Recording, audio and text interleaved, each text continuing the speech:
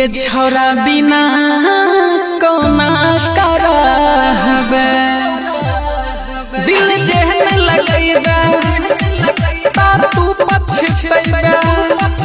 भरल जवानी के दुख के करा कहबे भेल छौरी जवान छोरा बिना कोना करहबे भेल छौरी जवान छोरा बिना कोना करहबे भेल छौरी जवान छोरा बिना कोना करहबे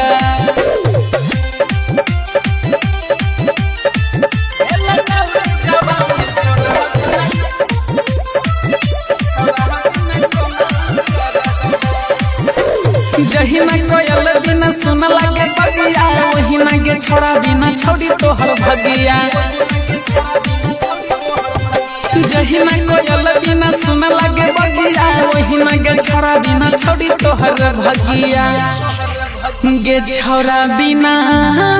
कोना करहबे हम पापतियैबे भर रात जगैबे हमारो छैला भाई सब लोग कहबे भेल छौरी जवान छोरा बिना कोना करहबे भेल छौरी जवान छोरा बिना कोना करहबे भेल छौरी जवान छोरा बिना कोना करहबे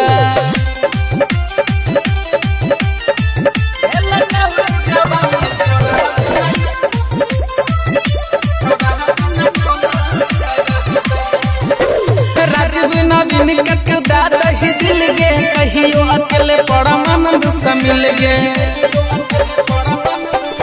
हे गे राजीव फारूक कटदा रही दिल गे कहियो अकेले परमानंद से मिल गे छोरा बिना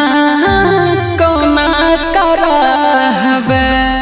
आई लव यू कहबे तब दिल में रहबे जीते है जिंदगी में कोनो दुख के सहबे भेल छौरी जवान छोरा बिना कोना करहबे भेल छौरी जवान छोरा बिना कोना करहबे भेल छौरी जवान छोरा बिना कोना करहबे।